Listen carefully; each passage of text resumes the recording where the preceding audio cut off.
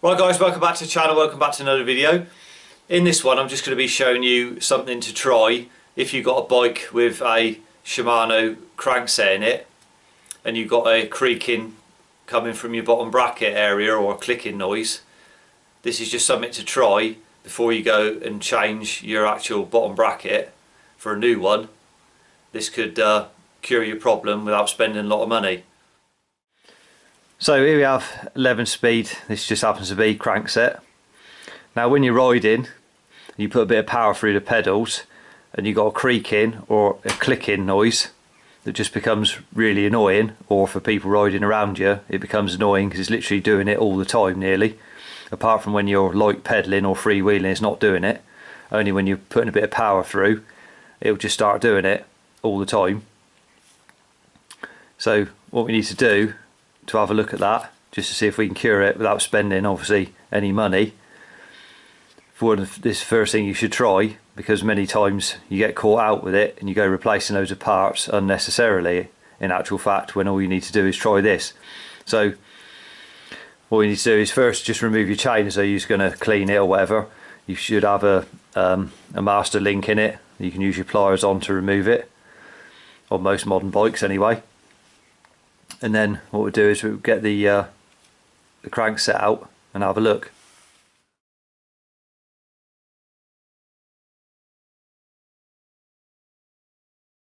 So we are on the left hand arm. So as you see, it's got one 5mm Allen key there and one in there. So what we can do is slacken those off to start with. You should be able to undo them relatively easily with this normal Allen key. If they're tight you might need a socket on there.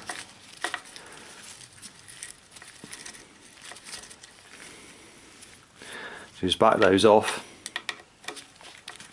like that, and then in the middle there, you see there's a plastic piece in the middle there. So that piece you just flick it up so it's sticking proud of the arm. So if it's not flicked up, the arm won't come off. So you have to flick that up like that. And then the nut in the middle, like this. Get a tool like this, you can put a socket on if you have to, or a spanner. Or some you can get built in with a handle already on them. Just undo that, anti-clockwise, just undo it. It should come undone pretty easy. You might need a spanner on there. Just depends. So just undo that like that, and then you can just pull your arm off like so. That's the arm off the splines, and then you might be able to push that back through. You might need to give it a tap on the end if you're going to hit it on the end with a hammer. Make sure it's a soft blow one. You don't want to hit it with a normal hammer and damage anything on there, so you might need to give that a hit there, and you should be able to pull it straight out from the other side, and just keep pulling it through until it comes out, he says, like that. So remove that and I'll show you what to do next. So the next thing you need to do is you get a T30 Torx bit, preferably on a socket with a ratchet attached to it, and you got your 4 bolts there. So you need to undo these. So just crack them undone one at a time first before you remove each of them.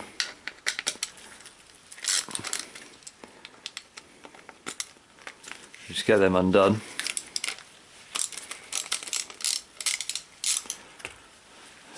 And then now you know they're all undone okay. Just carry on and take out these 4 bolts.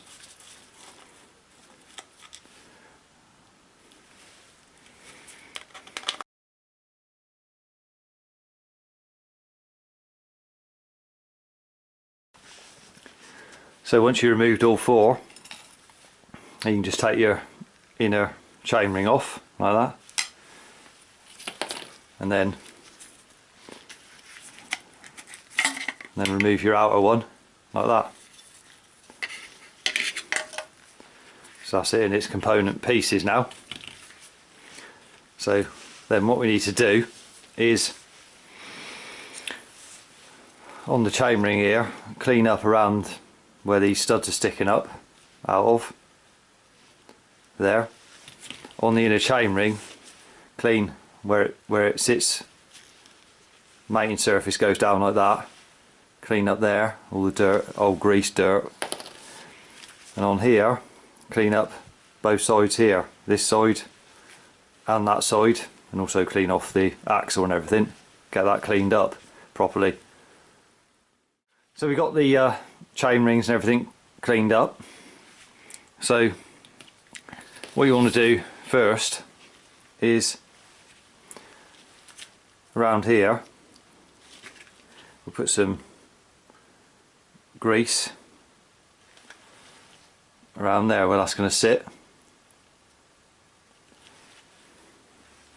on each one.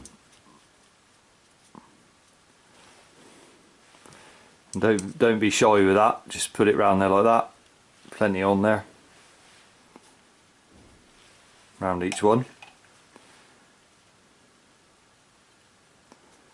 And then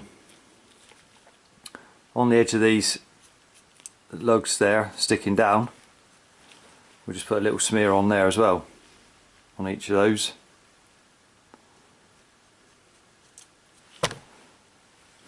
Like that. And the grease I'm using here is copper grease on this. So again, just on there, just put a little smear on there as well, on the faces of there, where it's going to make contact with that.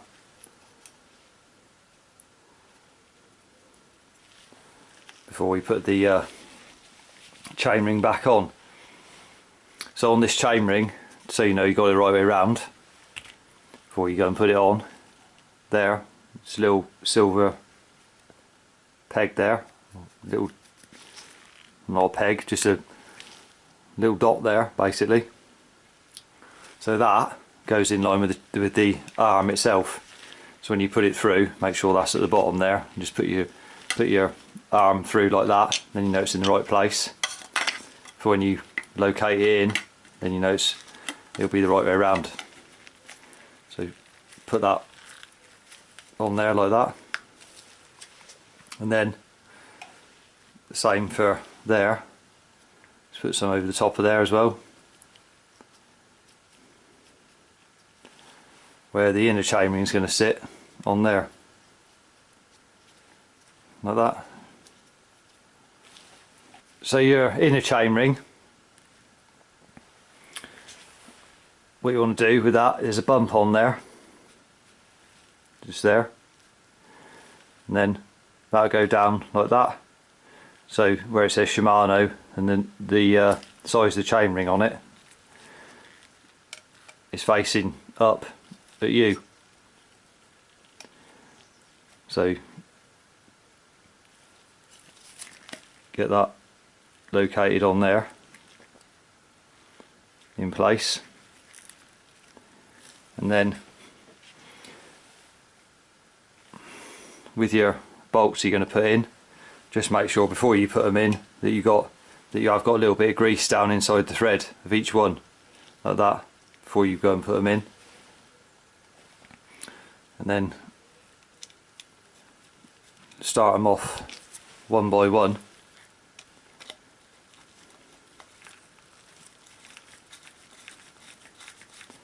Just nip that one up by hand, and then get another one in there, just hold it together. Otherwise if you let go it'll just fall apart.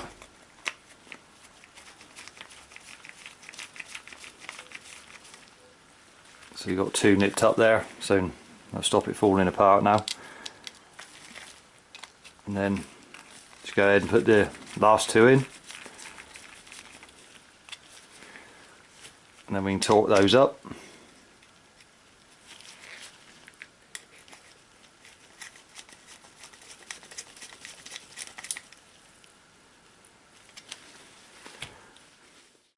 So now we'll torque these up, and what I'll do is I'll torque them up to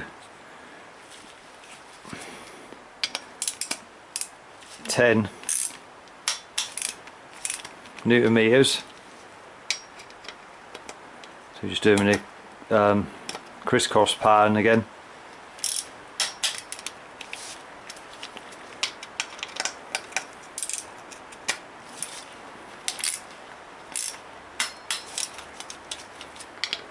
The reason we do them to 10 Newton meters is because if you over tighten those, or you try to, you'll just strip the threads.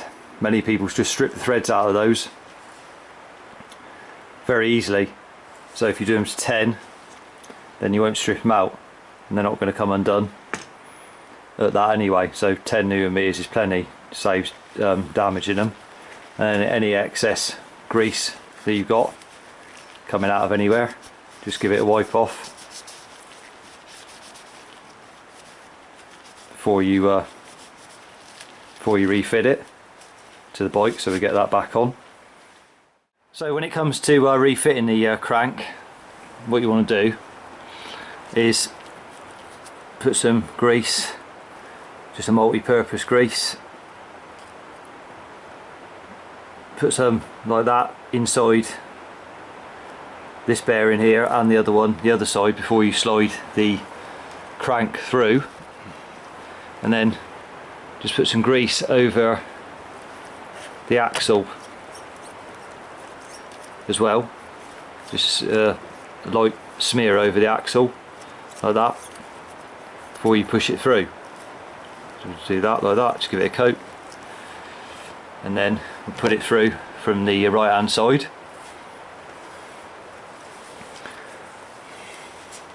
If you've got any seals or anything to go on here like this over the bearings, make sure that obviously you put that on the other side before you slide the crank through.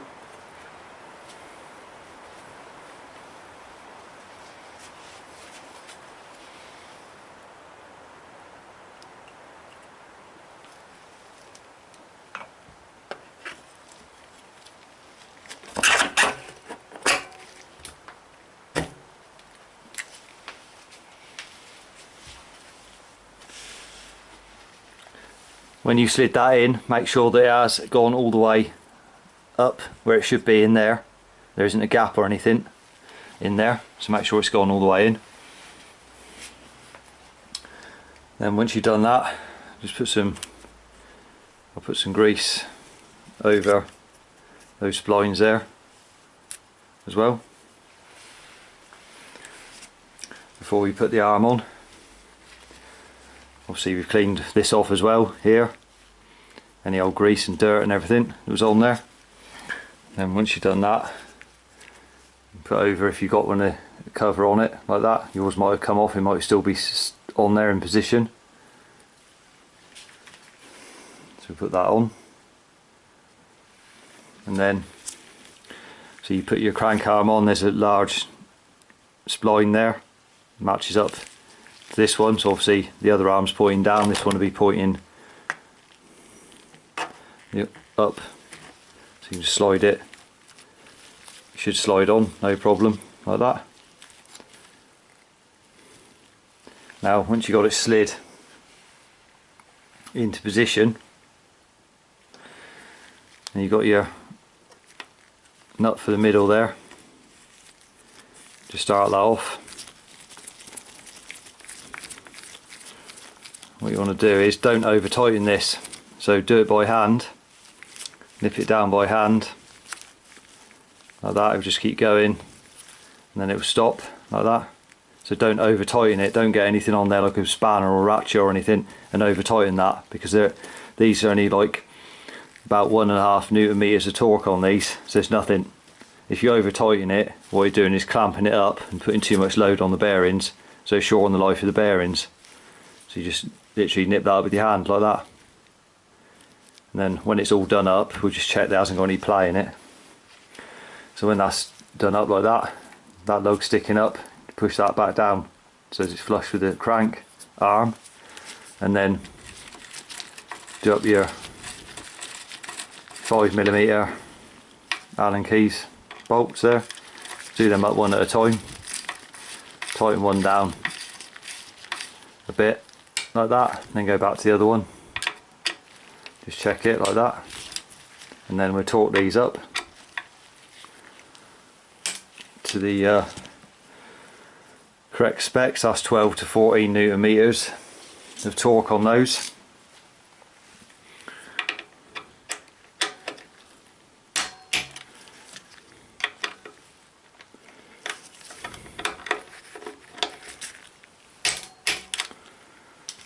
So now they're done up, obviously your crank should spin effortlessly like that.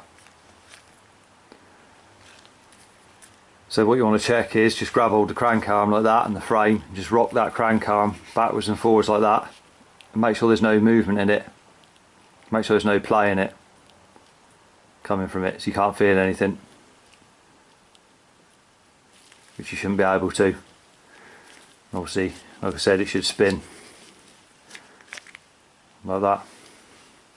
So now what you want to do is obviously refit your chain as well, and then take it out and see if your creaking's disappeared. I'm not saying it will, but like I say, it's worth checking, because I've come across it numerous times where people have got it's creaking or it's clicking, they've had new bottom bracket, they've changed it, gone out for a ride, and it's still exactly the same. It's come back again straight away. They can't figure out what it is, so it's always worth doing that before you do anything else, just to make sure. That's obviously if you know your bottom bracket's in perfectly good condition, you ain't had it in there long and it's doing it and it's creaking or whatever, and you couldn't figure it out. I'm not saying it's when your bottom bracket's no good, then it could be doing it, but I'm saying if you know, if you've had a bottom bracket in there and it's still doing exactly the same thing straight away, then it's just worth trying this. Right guys, so I hope you found the video helpful. Also remember, down in the description there's a link down there. What we've done is we started a club on Strava, so if you go down there and have a look, click on that link, and if you're on Strava and you want to consider joining the club, then go ahead and check that link out. So if you found the video helpful, remember to give it a thumbs up, subscribe to the channel for more cycle related content. Till next one, ride safe, and I'll see you then.